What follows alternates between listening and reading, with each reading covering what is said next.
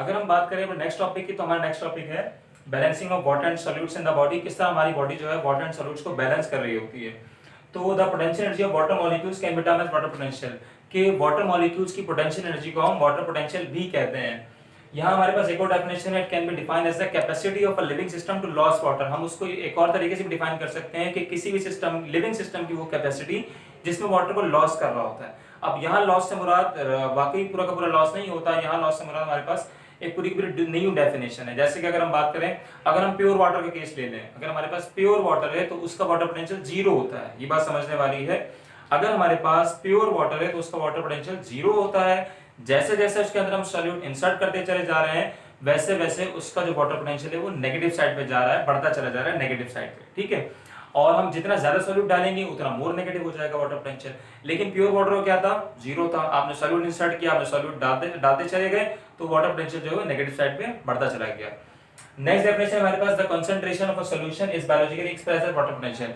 किसी भी कंसंट्रेशन को, सेल की कंसंट्रेशन को हम वाटर पोटेंशियल भी कहते हैं। बात तो दोनों बातें एक जैसी हैं। जैसे कि हमने कहा कि हम सॉल्यूट डाल रहे हैं प्योर वाटर के अंदर, तो उसका वाटर पोटेंशियल डिक्रीज होता चला जा रहा है, नेगेटिव फॉर्म के अंदर आता चला जा रहा है, नेगेटिव नंबर्स के अंदर आ रहा है। इसी तरह अगर हम बात करें, जब हम सॉल्यूट डालेंगे उस वाटर के अंदर, तो होगा क्या, वही वाटर जो था वो वाटर नहीं रहा, वो कंसंट्रेटेड सॉल्यूशन बन गया है। जैसे कि आपने एक सिंपल पानी का गिलास लिया और एक आपने पानी का गिलास लेने के बाद उसमें चीनी को डिसॉल्व कर दिया। दोनों में क्या डिफरेंस है कि एक आपके पास जो है वो कंसंट्रेटेड नहीं है प्योर वाटर, जिसमें आपने चीनी को डिसॉल्व किया, वो कंसंट्रेटेड आपके पास सॉल्यूशन हो गया। नेक्स्ट हमारे पास है, the concentration of a solution is biologically expressed as water potential and osmotic pressure. अब किसी भी सॉल्यूशन, किसी भी हमारे पास सॉल्यूशन की कंसंट्रेशन को हम वाटर पोटेंशियल प्लांट के अंदर कह रहे होते हैं और ऑस्मोटिक प्रेशर एनिमल्स के अंदर कह रहे होते हैं। तो which shows relative amount of water and solution in cell, जो हमें क्या बताता है, हमें इस बात, हमें ये बता रहा होता है कि कितना अमाउंट ऑफ सॉल्यूट है इस सेल के अंदर और कितना अमाउंट ऑफ सॉल्वेंट है या वाटर है। In case of plant cell, the water potential of cell solution vacuole is termed as water solute potential। अगर हम प्लांट सेल की बात करें तो प्लांट सेल के अंदर हमारे पास एक चीज होती है, इसको हम कहते हैं सेल सैक। अब सेल सैक क्या होता है, सॉल्यूशन इन वैक्यूल, वैक्यूल के अंदर का सॉल्यूशन। अब आपको कैसे पता लगेगा कि वैक्यूल के अंदर सॉल्यूशन क्या होता है, तो हम डायग्राम जब आप यहाँ डिस्कस करेंगे तो वहां देखेंगे कि हमारे पास वैक्यूल के अंदर का सॉल्यूशन कैसे क्या होता है। इस टाइम सोलर पोटेंशियल। लेकिन यहाँ पे याद रखना इतना जरूरी है कि वाटर पोटेंशियल, सेल सैक का वाटर पोटेंशियल जो हमारे पास होता है वो क्या कहलाता है, सोलूट पोटेंशियल, ठीक है। यही आपने जो है वो सिंपल वाटर की बात की थी, लेकिन अब हम यहाँ जो बात कर रहे हैं वो सेल सैक की बात कर रहे हैं। अच्छा, अब हम बात कर लें कुछ कंडीशंस की। हमारे पास कुछ कंडीशंस होती हैं, जैसे कि आइसोटोनिक सॉल्यूशन है। अब आइसोटोनिक सॉल्यूशन की जब हम बात करने जाएंगे तो हम कंपेयर करेंगे कि फॉर एग्जांपल हमने एक सेल लिया, सेल के अंदर का जो एनवायरनमेंट था, आपको पता है सेल के अंदर मिनरल्स हैं, सॉल्ट्स हैं, आयंस हैं, बहुत सारी चीजें हैं। सेल के अंदर का जो एनवायरनमेंट था और एक हमने सॉल्यूशन लिया, लिक्विड लिया, उसका जो एनवायरनमेंट था दोनों सेम थे, ठीक है। सेल के अंदर का एनवायरनमेंट और आपके पास जो आपने लिक्विड लिया उसका एनवायरनमेंट सेम था। तो आपने क्या किया, उस सेल को आइसोटोनिक सॉल्यूशन में इंसर्ट करवा दिया। अब आपने अभी देखा था कि सेल का एनवायरनमेंट भी सेम था और सॉल्यूशन का एनवायरनमेंट भी सेम था। तो वो सेल पानी के अंदर जाने के बाद, या उस जो आपने आइसोटोनिक एनवायरनमेंट लिया है, आइसोटोनिक लिक्विड लिया है, जाने के बाद क्या करेगा, कोई मूवमेंट नहीं होगी, किसी भी तरह का सॉल्ट बाहर नहीं आएंगे ना ही अंदर जाएंगे। तो यहाँ हमारे पास क्या है, no net movement of water.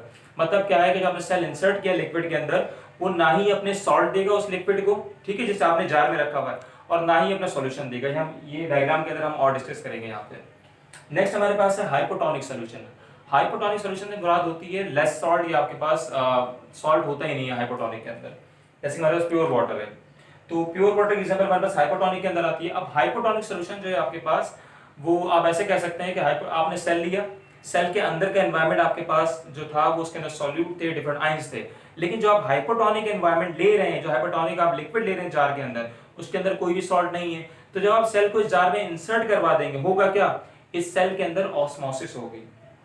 इस सेल के अंदर ऑस्मोसिस होगी। ऑस्मोसिस मींस कि जो सॉल्ट और आयंस है सेल के अंदर, वो लिक्विड के अंदर आ जाएंगे, क्योंकि आपको पता है जो चीजें मूव कर रही होती हैं from the region of higher concentration to the region of lower concentration. अब यहाँ एक सवाल ये बनता है कि हमारे पास जो सॉल्ट है वो लोअर कंसंट्रेशन में, हायर में तो नहीं है, लेकिन जो यहाँ पे हाइपोटोनिक एनवायरनमेंट में वो हायर कंसंट्रेशन है, तो वो सेल के अंदर इंसर्ट हो जाएगा। अच्छा, अब अगर हम बात कर लें अपने हाइपरटोनिक एनवायरनमेंट की। हाइपरटोनिक सॉल्यूशन क्या होता है, जैसे कि हमने बात करी थी, वो सॉल्यूशन जिसके अंदर हम किसी भी चीज को डिसॉल्व करते हैं, चाहे वो नमक हो, चीनी हो, डिपेंड करता है अकॉर्डिंग टू कंडीशंस, ठीक है। तो यहाँ में क्या किया, कंसंट्रेटेड शुगर सॉल्यूशन लिया, शुगर सॉल्यूशन हमने ले लिया। अब इसका मतलब क्या हो गया कि उस शुगर सॉल्यूशन के अंदर आयंस ज्यादा है, आपके पास डिफरेंट सॉल्ट ज़्यादा है, आपके पास जो मॉलिक्यूल्स आपने शुगर के डाले हैं वो ज़्यादा है, ठीक है। तो लॉस वाटर बाय ऑस्मोसिस, अब सेल क्या करेगा, आपने एक सेल लिया, सेल लेने के बाद आपने उस कंसनट्रेटेड शुगर सॉल्यूशन में डाल दिया। अब डालने के बाद क्या हो रहा है कि उस जो शुगर सॉल्यूशन लिया है उसके अंदर पानी कम है, वजह कि आपने सॉल्यूट डाल दिया है, ठीक है।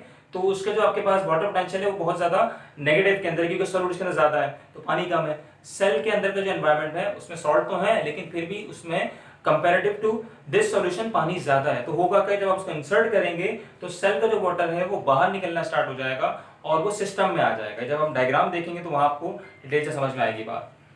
अच्छा, अब अगर हम बात कर ले सेल की, हमारे पास प्लांट सेल है, प्लांट सेल के अंदर अगर हम बात करें तो ये हमारे पास सारे के सारे वैक्यूल्स हैं, जो आप डॉट डॉट देख रहे हैं ग्रीन ग्रीन, ये आपके सारे के सारे वैक्यूल्स हैं। अच्छा, अब ये आपके पास वैक्यूल्स आ गए, ये आपके पास न्यूक्लियस आ गया, ये आपके पास ये पूरा का पूरा मटेरियल।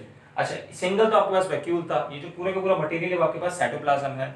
नेक्स्ट आपके पास प्लाज्मा मेम्ब्रेन है। अब प्लाज्मा मेम्ब्रेन ये वही मेम्ब्रेन है जहां से जो वाटर है वो सेल में आता है और यहीं से वाटर जो है वो सेल से बाहर जाता है। और इसी तरह जब आप सेल को किसी इन्वायरमेंट में रखते हैं तो अगर आप हाइपरटोनिक पे रखेंगे तो वहां पे क्या होगा, यहीं से वाटर लॉस कर जाएगा। अगर आप हाइपोटोनिक पे रखेंगे तो होगा क्या कि वाटर जो है वहीं से एंटर हो जाएगा और सॉल्ट जो सेल के अंदर था वो मिनिमम हो जाएगा। नेक्स्ट हमारे पास है सेल वॉल। तो बाहर का जो एंड का स्ट्रक्चर है हमारे पास सेल वॉल कहलाता है। नेक्स्ट हम बात कर लें तो हमारे पास दो कॉन्सेप्ट अलग है, shrinkage of cytoplasm and D shrinkage of cytoplasm. Shrinkage क्या होती है, श्रिंकेज होती है सिकुड़ जाना, ठीक है। अब सेल कब सिकुड़ेगा या साइटोप्लाज्म कब सिकुड़ेगा आपके पास, तब होगा जब आपके पास वाटर जो है वो बॉडी के अंदर ज्यादा आ गया है या वाटर बॉडी जो सेल के अंदर से जा चुका है। दोनों कंडीशंस आपके पास श्रिंकेज ऑफ साइटोप्लाज्म हो सकता है। जैसे कि हमारे पास श्रिंकेज ऑफ साइटोप्लाज्म को हम कहते हैं प्लाज्मोलिसिस और डी श्रिंकेज ऑफ साइटोप्लाज्म को हम कहते हैं डी प्लाज्मोलिसिस, ठीक है। अच्छा, अब अगर हम बात कर लेते हैं डायग्रामेटिकली, आइसोटोनिक एनवायरनमेंट में मतलब क्या है कि बाहर का एनवायरनमेंट सेल का एनवायरनमेंट सेम है, कोई चेंज नहीं आया, ठीक है। अगर हम बात कर लें हाइपोटोनिक एनवायरनमेंट के, हाइपोटोनिक मींस क्या होगा कि बाहर जो है आपके पास वो सॉल्ट नहीं है, बाहर वाटर ज्यादा है और अंदर आपके पास वाटर कम है, अंदर सॉल्ट ज्यादा है। तो होगा क्या, वाटर सारा का सारा सेल के अंदर आ जाएगा और सेल जो है आपके पास कह सकते हैं फ्लैशड हो जाएगा, फूल जाएगा। और तो ये आपके पास हाइपोटोनिक वाली कंडीशंस हैं।